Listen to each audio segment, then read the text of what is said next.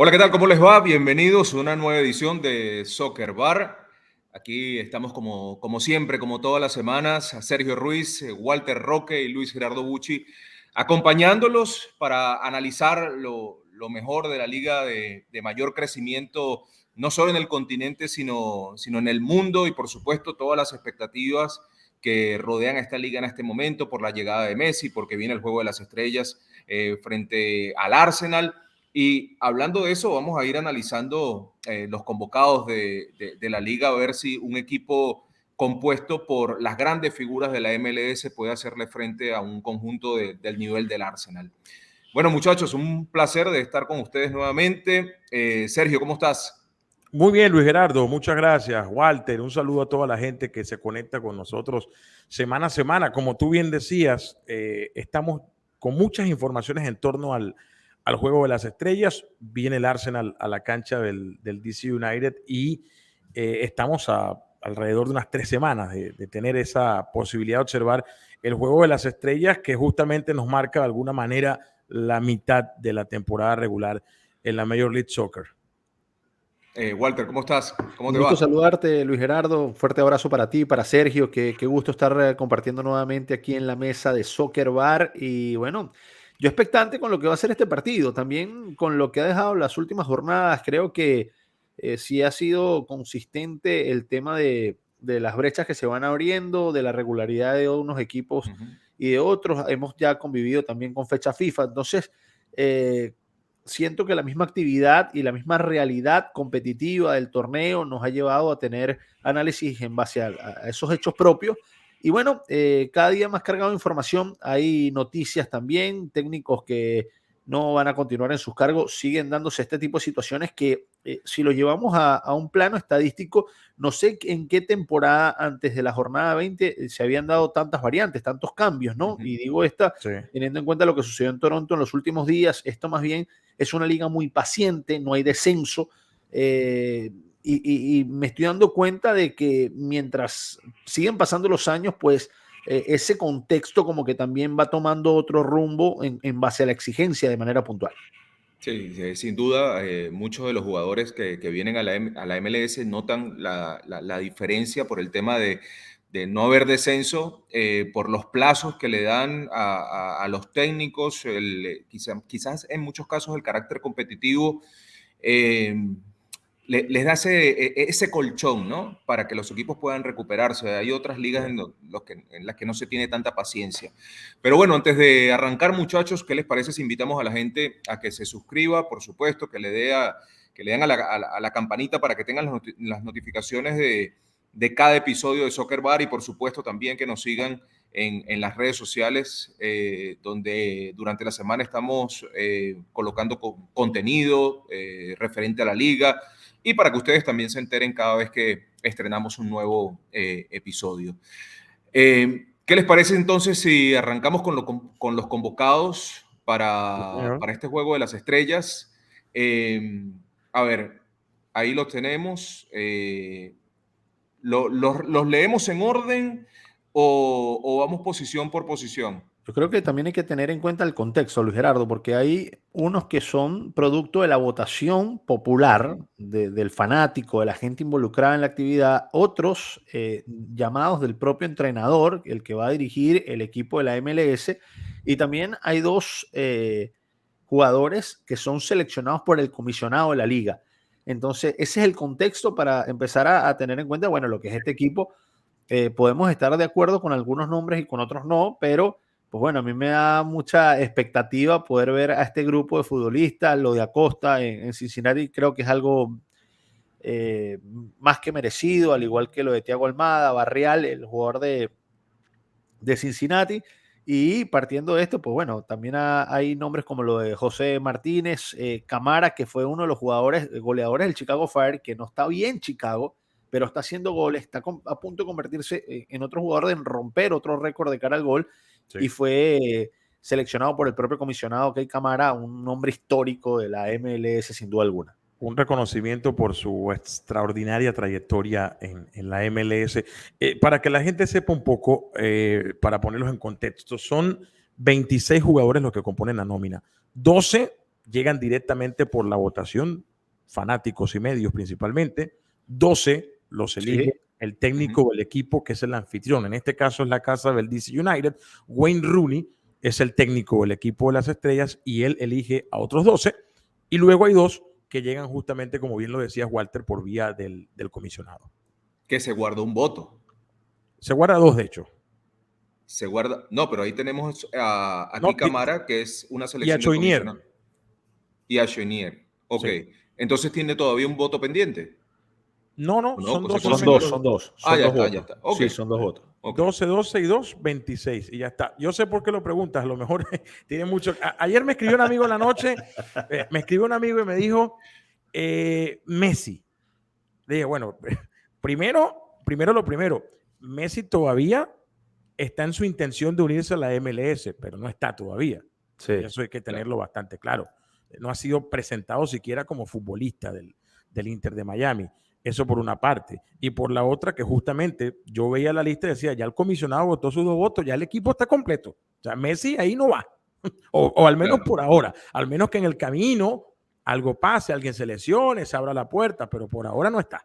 No, yo creo que Messi está pensando en el partido, el primero de la Leagues Cup frente a Cruz Azul. En este caso, no digo, bueno, sí, Messi evidentemente, pero el propio contexto, ¿no? Alrededor del jugador y cómo pueda llegar para este partido, entendiendo la fecha en que estamos. Fíjate que en teoría, algo que se ha especulado mucho que no es oficial, es que debutaría el próximo 21 de julio. Sí. Pero que es el partido de Leagues Cup contra Cruz Azul. estamos ya en esta última semana de junio y pienso que está corta la brecha para poder llegar a hacer 2 semanas de altísima intensidad de trabajo y poder llegar a competir al ritmo de los demás. Claro. Más allá de que terminó bien desde lo físico y que con Claro. su edad las pretemporadas son distintas a jugadores con menos edad. Porque Bueno, tiene viene de jugar 2 partidos amistosos en Argentina, en la despedida de Maxi y la despedida de Riquelme, pero digamos que no es lo mismo. No es lo mismo. no son partidos tan serios, ¿no? No, y también hay algo que tener en cuenta. Messi se ha entrenado toda su vida en un altísimo nivel y el músculo, en este caso, su biotipo, tiene memoria. Y esa memoria, con un trabajo específico, pensando en lo que es el debut, pues pudiera equipararlo al nivel, insisto, físico en el que está el resto. Ahora, vemos a Miami desde lo físico y lo futbolístico, y es un equipo poquitico, Sí. de los más bajitos en cuanto a rendimiento. No es casualidad lo que estamos observando en la tabla de clasificación. Es un equipo que me parece que la herencia de Neville fue bastante decadente y en cuanto a trabajo y luego un tema de funcionamiento con muchos errores. Está jugando con muchos juveniles. El partido pasado tuvo 4 jugadores titulares de la cantera, 4 más en el banco. Ojo que bueno, es un tema que nos llevaría a otro programa. Sí. No cabe duda, Sergio, que este equipo va a tener que reestructurarse. La llegada de Messi, la supuesta llegada también casi segura de Sergio Busquets, y bueno, algún otro jugador que vaya a acompañar para reestructurar a este equipo, que va a tener obligaciones totalmente distintas a partir de ahora. Vamos a volver con la lista de convocados. ¿Les parece si las repasamos rápido? Y ustedes me dicen quién quizás falta aquí en esta lista o quién está sobrando. Tenemos a Luciano Acosta, Almada, Barreal, Benteke, Buanga, Burki, Choinier, Espinosa, Ferreira, Gallagher, Giacomakis, Héctor Herrera, Hollingshead, Kika Mara, José Martínez, Miasga, Miller, los 2 Morris, Aidan Morris y Jordan Morris, Hani Mokhtar, Tim Parker, Georgi Petrovic, Ricky Puig, John Tolkien y Lucas Elarayán con Walker Zimmerman. La verdad que uno ve esta lista y está bastante completa, ¿no? Creo que en general me parece que ninguno sobra. Habría que repasar uno por uno a ver, pero me parece que más son los jugadores que faltan. A mí, desde mi punto de vista, creo que Carles Gil tenía que haber estado en esta lista. Sí, tienes un punto allí. A ver, yo lo voy a analizar desde este punto. de la votación que yo hice, porque tuvimos la oportunidad de votar y decidir también quiénes iban a estar en el Juego de las Estrellas, solamente se me quedó por fuera Mosquera, el lateral derecho de Portland Timbers. Todos los demás que postulé están en la lista. Ahora, viendo sensatamente lo que hay, yo siento que, por ejemplo, un Pedro Galese de Orlando City, el guardameta peruano, pudiera estar en la lista.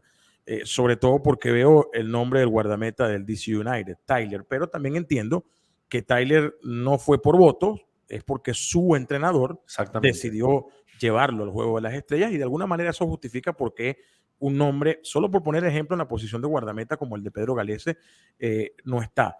Fuera de eso... Bueno, pero aquí fueron 2 votados y 1 que eligió el entrenador. Correcto. Y exacto, es una decisión más que cualquier otra cosa, pienso que de confianza. Sí, correcto. Y en los votados, ojo, que estoy completamente de acuerdo. Yo voté, de hecho, por Petrovic, el arquero de New England Revolution, como también reconozco que la temporada de Burkey, el guardameta de San Luis, es muy buena también. Sí. Y bueno, hay otra cosa, que esta liga tiene, desde el buen punto de vista, un exceso de números 10. Entonces no pueden estar todos, ¿no?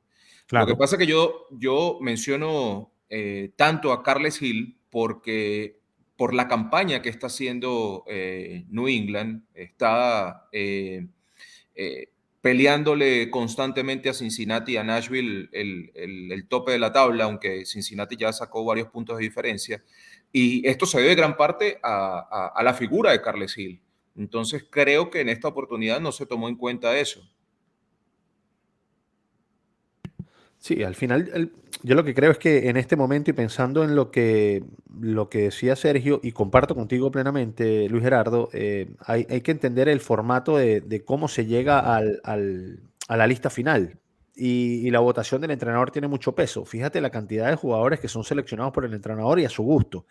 Y capaz lo que nosotros opinamos de afuera por los partidos que nos ha tocado tener acercamiento, donde hemos podido estar, entonces no coincide y esto termina siendo un factor de análisis propio del entrenador con gustos y con aciertos y no aciertos, ¿no? Veremos qué pasa. Yo creo que el equipo, desde lo que puede ser el armado, es bastante interesante, pero va a tener una exigencia al frente notable, como lo es un equipo como el Arsenal.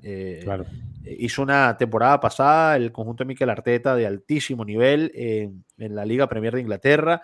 Es un equipo que lideró la Liga Premier por largas semanas, sacó muy buenos partidos adelante, se sacó ese peso de encima de no ganarle a los grandes, le costó mucho contra el City, de hecho no le ganó al Manchester City nunca en esta gestión de Arteta como director técnico, pero me parece que el equipo se encontró desde lo futbolístico y tuvo unas etapas de altísimo rendimiento colectivo, con una idea de fútbol muy clara, un equipo bastante trabajado, más allá de que sea una pretemporada para el Arsenal, tener de oponente a este grupo de jugadores va a ser muy interesante, muy valioso. Siento que mucho más para los jugadores de MLS enfrentarse contra tipos que están en ese nivel que para el propio Arsenal, porque el Arsenal va a ser un partido de exigencia, seguramente. Claro. Pero en una etapa que no define nada pensando en su primer partido oficial, su primer partido por los puntos.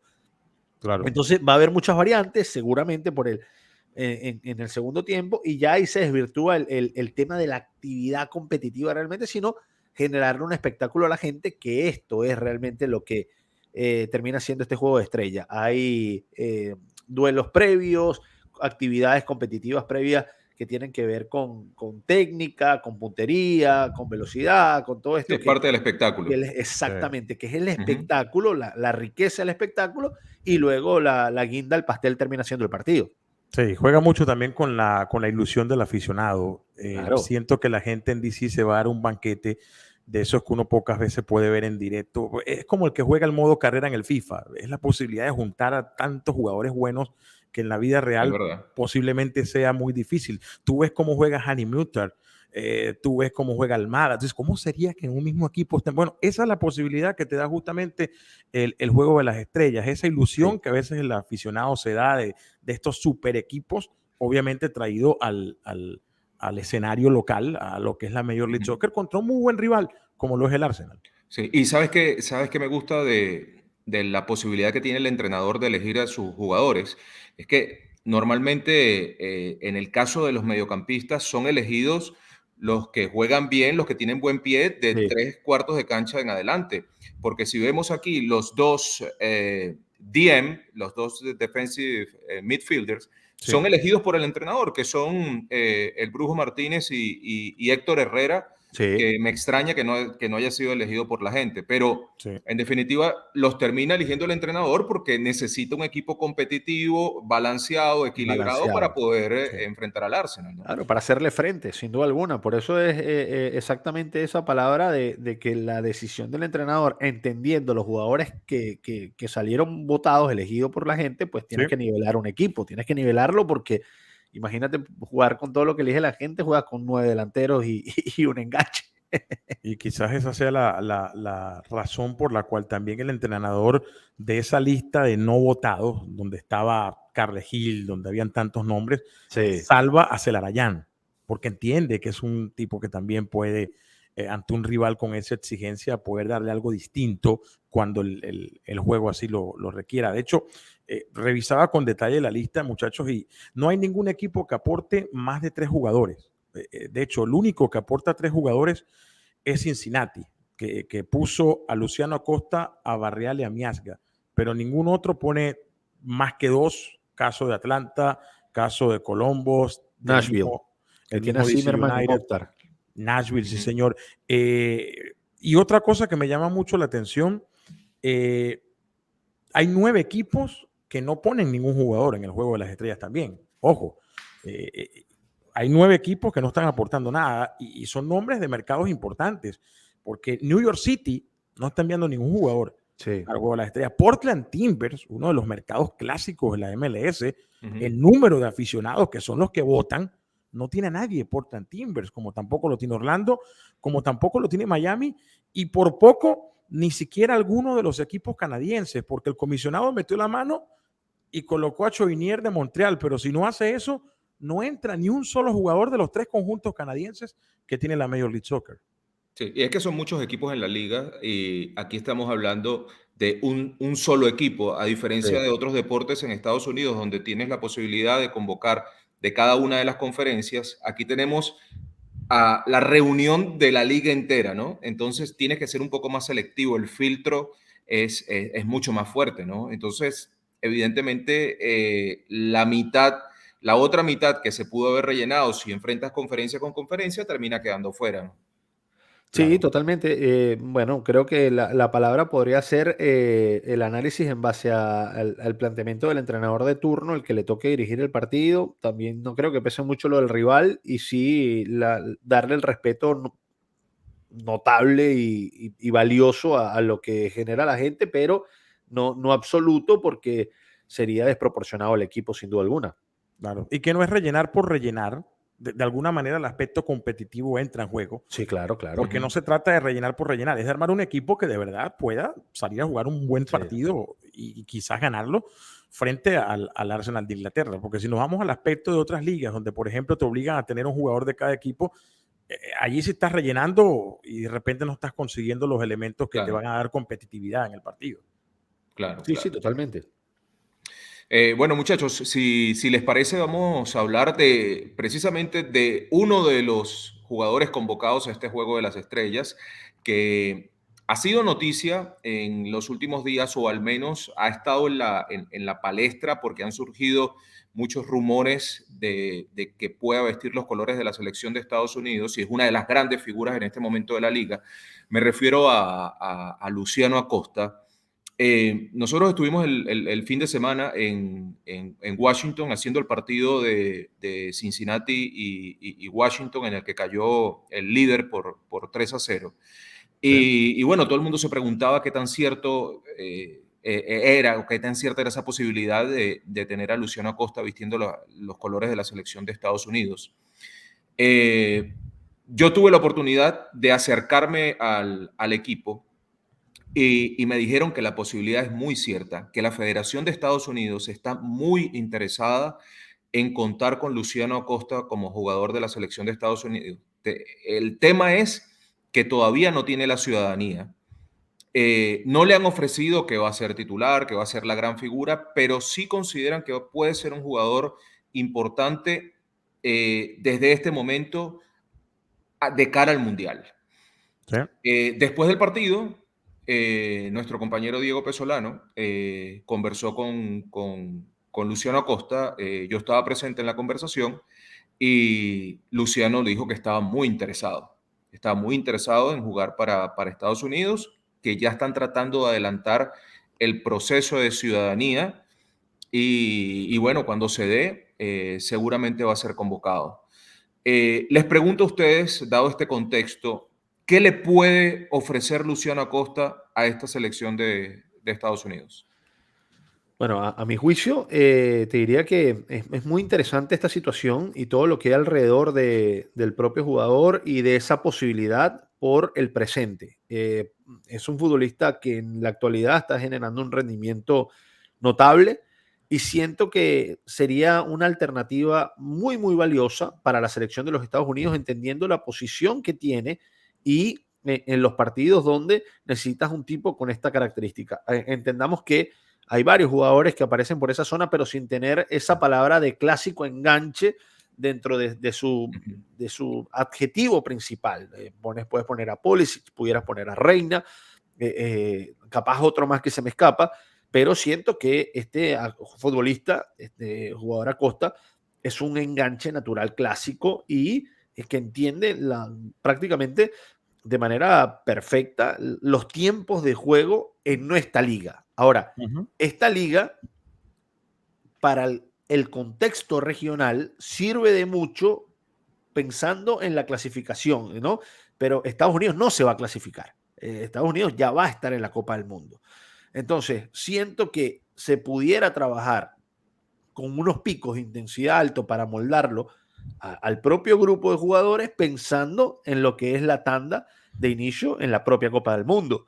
Estamos hablando de una actualidad notable. Estamos a 3 años del próximo Mundial. Hay mucho tiempo por delante, pero el tiempo con este tipo de situaciones termina siendo valiosísimo si se prepara de la manera más correcta posible. O sea, a mí me Sergio. parece positivo desde todo punto de vista, precisamente por lo que marcas, Walter, porque da alternativas. Es un futbolista que está en sus 29 años y que está en el pico Sí, de su claro. carrera. Estamos hablando de un tipo que tiene casi 70 asistencias y 50 goles en su carrera en la MLS y que esta posibilidad de ser llamado a la selección de Sí. Estados Unidos una vez que resuelva el papeleo, lo va a encontrar en el mejor momento de su carrera, siendo el líder, el que carga a su espalda con el equipo que es el líder absoluto hoy de la MLS, y que puede ofrecer además una cuota de experiencia muy necesaria. Estados Unidos ha rebajado muchísimo la edad, el promedio de edad de su selección, y el medio campo es muy joven, justamente en esa zona. Sí. Yo revisaba la alineación de la final de la Nations League frente a México, y el equipo que puso Estados Unidos en esa final, que fue un 4-2-3-1, ese trío lo conformaron Gio Reina, Christian Pulisic y Weah. Mucha calidad, pero también mucha juventud. Entonces siento que Luciano Acosta puede aportar esa cuota de experiencia siendo un futbolista en su pico Sí. y que además conoce muy bien el estilo de jugar de la selección de los Estados Unidos. Para mí, positivo desde todo punto de vista. Sí, sí, para mí también, por algo que marcabas, es un jugador de mucha experiencia, ha jugado en México, en el Atlas, ya conoce la liga desde hace varios años, porque también jugó en el DC United, viene de Boca, es un jugador Sí, argentino, sí. Sí. eso ya le da un carácter competitivo que quizás yo siento que en algunos casos le ha faltado en momentos puntuales a la selección de Estados Unidos, sobre todo en los mundiales, y un jugador de esas características exactas. Yo trato de repasar la lista de la selección de Estados Unidos y me cuesta ver a uno igual, quizás Aronson, pero Aronson fue un jugador, me parece, desperdiciado en el último mundial. Así que yo creo que es una alternativa también importante. En esa posición ahora está jugando Alan Soñora en la Copa Oro, pero yo creo que con la experiencia de Luciano Acosta, solo lo único que puede hacer es sumar, ¿no? Sí, sí, A la sí, sí. Sí, selección es que no, no habría estadounidense. de otra. No es que abundan jugadores con estas características y el factor de la experiencia es notable. Y si lo podemos concluir de esa manera, me parece que sería un gran acierto por parte de la propia Federación de Fútbol de los Estados Unidos en hacerle la documentación para que pueda competir. Hay algo que se ha hecho común, la globalización del fútbol es así. Si cumples con los requisitos mínimos que tienen que ver netamente con documentos para poder estar, el fútbol lo hace posible y me parece que esta no sería una excepción. Sí, y tú justamente hablabas, yo creo que la experiencia es el factor más distintivo. En este caso, tú colocabas el ejemplo de Aronson, lo que tiene son 22 años. El más mayorcito del grupito reciente que ha estado en esa zona es Pulisic, que tiene 24. Sí. Entonces, No, y esa donde cuota de compite experiencia es un Pulisic rasgo y todo, más distintivo. allá de que hicieron carrera en Europa y todo el Sí. tema, y que están haciendo carrera allá, creo que también la cuota de experiencia es necesaria. Sí, sí. Y algo que también era urgente dentro de la propia selección de Estados Unidos era un cambio generacional y se está dando en la actividad. Entonces, pues bueno, estamos en presencia de un momento importantísimo porque siento que también esta Copa del Mundo, la que viene, la del 2026, va a ser la Copa para Estados Unidos. O sea, debería ser porque agarra a los jugadores con más edad, más hecho, Sí. eh, más futbolistas, sin duda alguna, Ujú. con más soles sobre los hombros y me parece que pudieran estar dando un golpe a la mesa importante si logran llevarlos en el nivel que aparecen individualmente hablando. Así es. Bueno, otro tema que quedaba pendiente, que se ha producido en las últimas semanas, fue el despido de Bob Bradley Sí. como técnico de Toronto. Se esperaba mucho más de Bradley. Creo que este es un equipo que estaba totalmente desbalanceado, más allá del manejo del entrenador, que también sufrió lesiones importantes como la de su hijo Michael Bradley. Pero es un equipo que está prácticamente hecho para dos figuras, los dos italianos, Federico Bernardeschi y Lorenzo Insigne, pero después tiene muchos vacíos y creo que termina pagándolo el técnico después de una temporada con muchas Sí. inconsistencias. ¿Ustedes cómo lo ven? No, yo creo que ya con su edad estamos hablando de un entrenador que tiene 65 años y una trayectoria más que notable. LAFC estuvo a nivel de selección nacional por un largo periodo al mando del combinado de los Estados Unidos, que tuvo paso por Chicago, por Nueva York.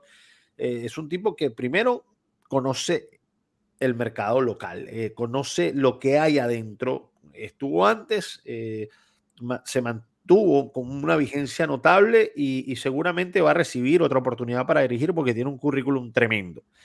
El tema está en que esa palabra tan firme dentro del fútbol y que parece siempre tener vigencia y cada vez mayor es el resultado.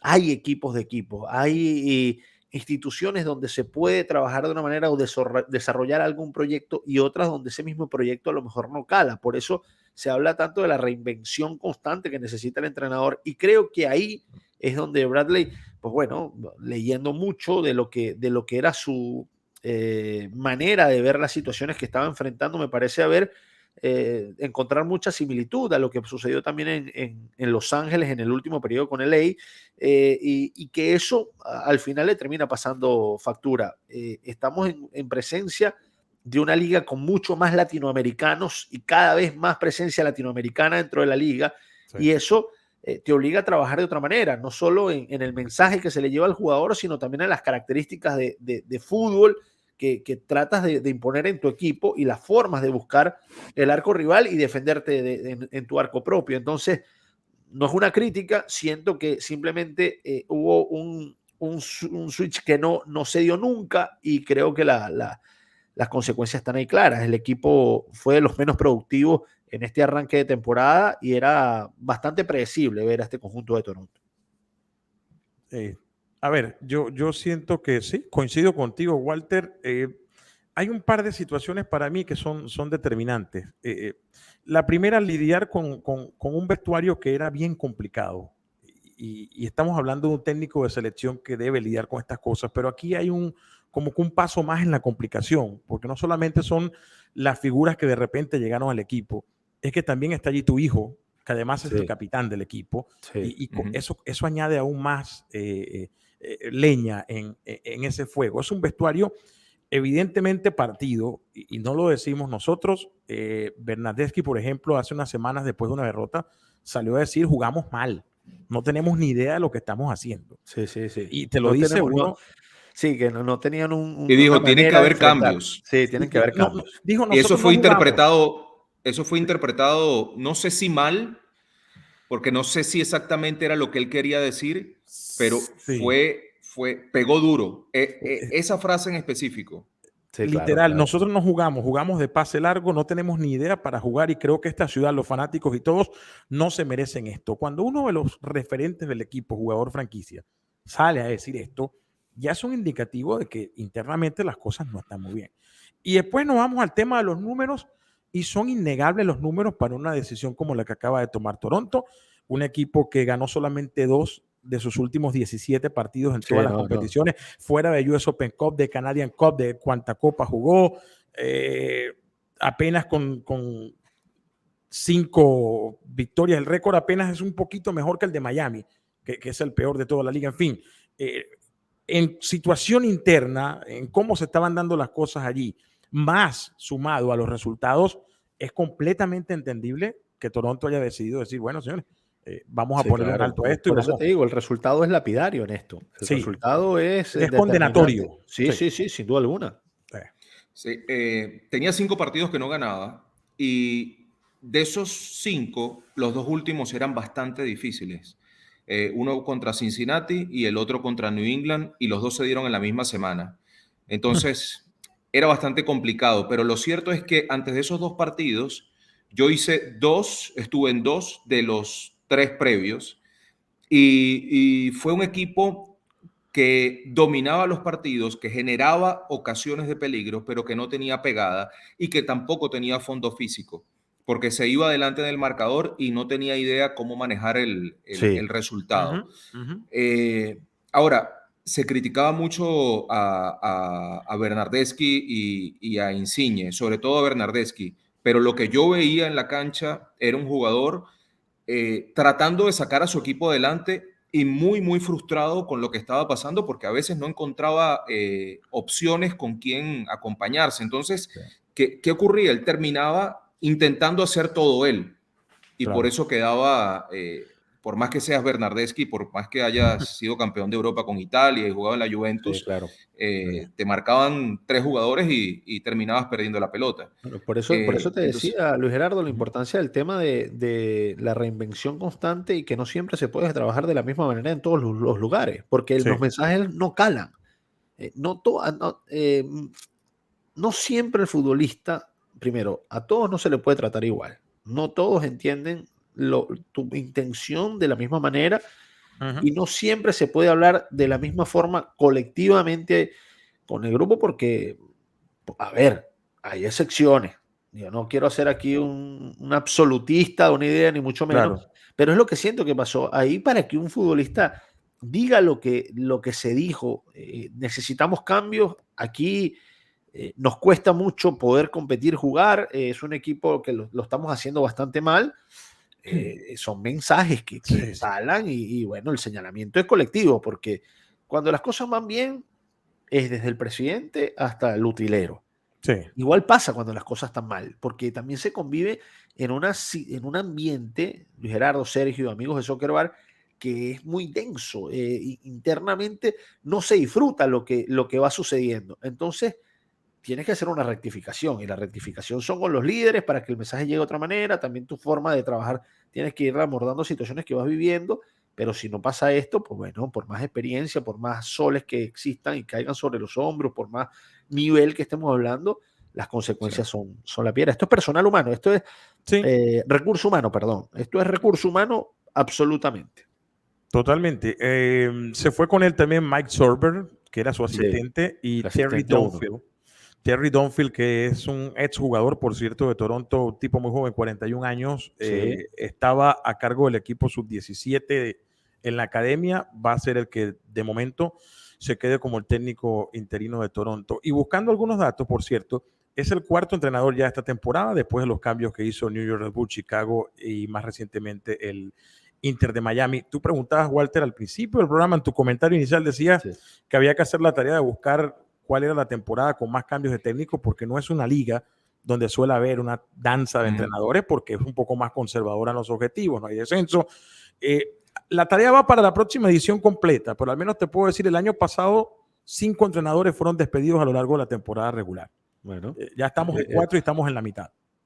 Eso habla puntualmente, al menos de la vigencia, en cambio, en eso que tiene que ver de instituciones que, pues bueno, muy interesante. No voy a decir ni bueno, cada institución lo maneja a su manera, pero resulta interesante para los precedentes que habían en la liga, sin duda alguna. Sí, el año pasado Houston sacó a Nagamura y puso a Bondi como asistente. DC United sacó a Hernán Lozada, trajo a Chad Ashton y posteriormente llegó Wayne Rooney ya en julio para encargarse del equipo. San José sacó a Matías Almeida hasta que en agosto llegó Luchi González. Charlotte sacó a Miguel Ángel Ramírez y luego llegó Cristian Latancio, que hoy por hoy sigue siendo. Y el último que hizo cambios el año pasado fue New York City, con el despido de Ronnie Deila y la llegada de Nick Cushing a su banquillo.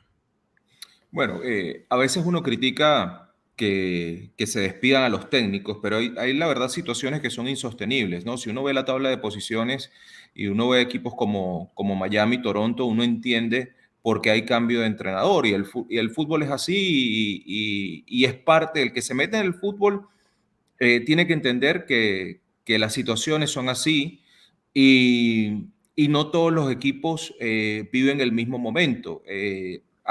Justo antes del inicio de la grabación de este episodio, nosotros conversábamos con el Departamento de Comunicaciones del Real Salt Lake y nos decía que el equipo está más unido que nunca. Nos comentaban que era un equipo que arrancó la temporada muy, muy unido, pero que pasó por momentos muy difíciles a lo largo de esta campaña. Mastroeni estuvo a punto de ser despedido, pero hubo un partido bisagra que fue contra Charlotte y yo también tuve la oportunidad de estar en ese partido y nos dimos cuenta que había un grupo que apoya al entrenador. Entonces, cuando no se dan los resultados, pero tienes un grupo que te respalda, que cree en tu idea, es bueno, es saludable dar la oportunidad. Pero hay situaciones como les repito, desde mi punto de vista, como las de Toronto y Miami, que son insostenibles, ¿no? Y bueno, y estaba también en esa lista Charlotte, que se decía que Latancio en cualquier momento iba a dejar de ser el entrenador. En cualquier momento, sí, señor. Sí, señor. Es un equipo bastante inconsistente desde todo punto de vista. Sí. Bueno, esperemos a ver qué pasa. ¿Cómo vamos con los pronósticos? Vamos a los pronósticos. Estos son los de la próxima semana, ¿no? Esos son los partidos de la jornada anterior que juntamos. Los dos partidos del miércoles con 2 del fin de semana. En el San Luis contra Salt Lake, ese partido terminó con victoria para Salt Lake. Luis Gerardo Bucci vio empate y Walter Reinaldo Roque y este servidor vimos a ganar a San Luis. Nadie se llevó puntos allí. Con Cincinnati y Toronto agarramos un puntico Walter Roque y yo con la victoria de Cincinnati. Luis Gerardo Bucci comenzó a inventar cosas y se quedó en blanco viendo a Toronto ganando la Cincinnati. O sea que la derrota de Cincinnati llegó después. La derrota de Cincinnati llegó después. Lo que pasa es que no tuve el timing. Columbus, Nashville, peor. 2 vimos empate, 1 vio victoria de Nashville. Terminó ganando Columbus ese partido. Y tanto Bucci como yo vimos Orlando ganarle, o vimos a Seattle, mejor dicho, ganarle a Orlando. Walter le dio un empatecito a Orlando y fue finalmente el resultado. Por eso se llevó 2 puntos que lo llevan a Walter Reinaldo Roque, señores, al primer puesto de la tabla. 16 puntos, es el Cincinnati de la tabla de soccer. Por ahora. Esto es largo. Más atrás viene San Luis con 14 puntos, Luis Gerardo Bucci. Y yo quedé como Toronto con 11 en lo último. El técnico está en la cuerda floja del equipo de Sergio.